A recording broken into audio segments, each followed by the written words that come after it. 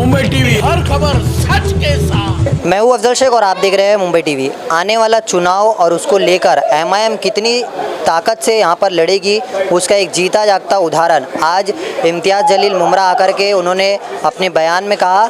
और साथ ही साथ हमसे बातचीत करते हुए इम्तियाज़ जलील ही नहीं, पूर्व विधायक जो वारिस पठान है, उन्होंने भी कहा कि हम पूरी तरीके से फ़िलिस्तीन को समर्थन देते हैं।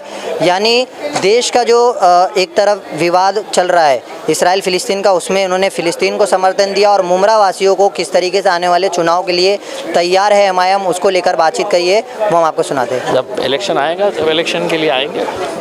मकामी चुनाव को लेकर एमआईएम कितनी मजबूत है मुमरा में?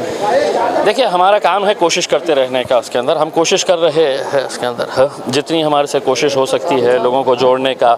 हमारे यहाँ के जो मुकामी लीडर्स हैं उनको बार बार ये कहने का कि आवाम के बीच में रहो, आवाम के लिए काम करो करके। उसमें एमआईएम के जो दो गुट है उन्हें कब जोड़ने का काम?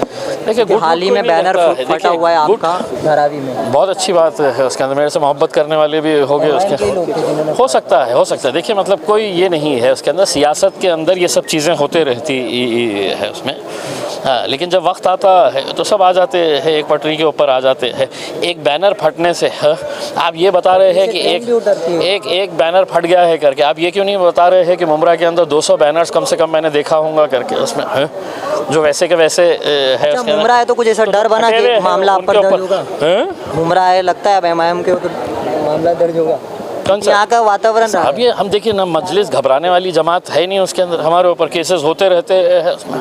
और ये सियासत के अंदर अगर है, या तो आपको डर के घर में बैठ जाइएगा उसमें है?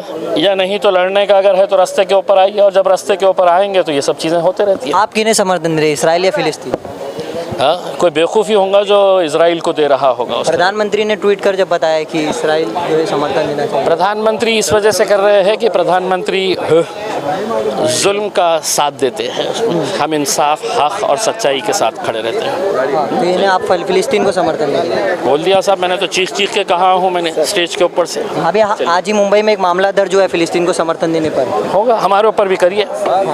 आज मुमरा आए हैं, इतना ज़ोरदार स्वागत हुआ एमआईएम का, क्या लगता है आने वाला चुनाव और इस तरीके के लोगों में जोश? ये बिल्कुल मुमरा की आवाम का बहुत बहुत शुक्रिया अदा करते हैं हम। हमेशा मुमरा की आवाम हमको मोहब्बत से नवाजती है, दुआओं से नवाजती है। और इंशाल्लाह हमको यकीन है कि इस मरतबा मुमरा की आवाम जो है वो बदलाव चाहती है। मजलिस इत्तेहादुल मुस्लिमीन को दुआओं से नवाजेगी इस मरतबा। इसराइल या फिलिस्तीन, किसे समर्थन दे रहा है? बिल्कुल फिलिस्तीन से सवाल ही नहीं करना चाहिए आपको। ये भारत में रहते हो, प्रधानमंत्री जब इसराइल का समर्थन दे रहे तो आप किसे फिलिस्तीन? किसने बोला प्रधानमंत्री इसराइल का समर्थन दे रहे हैं? भारत के इसने एक्सटर्नल अफेयर्स मिनिस्ट्री ने लिखा कि हम फिलिस्तीन की आज़ादी के साथ खड़े हुए हैं।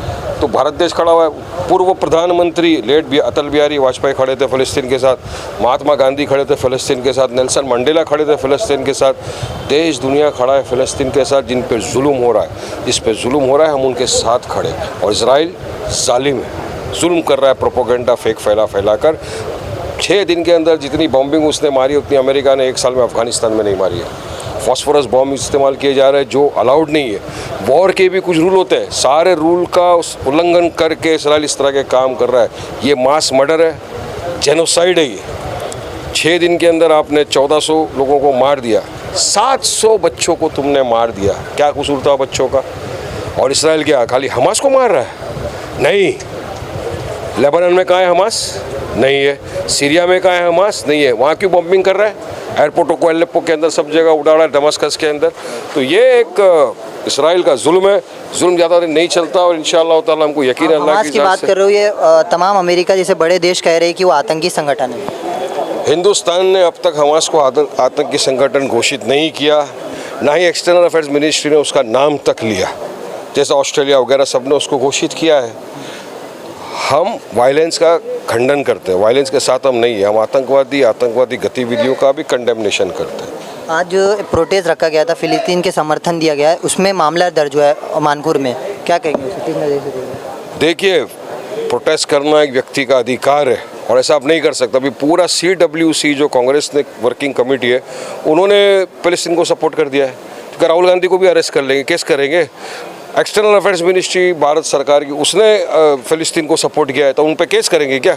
मैं तो बोल रहा हूँ, आई स्टैंड विद पैलेस्टाइन। करो मेरे पे केस, देखेंगे। कानून कायदा अपने को भी आता है, इनसे ज़्यादा आता है।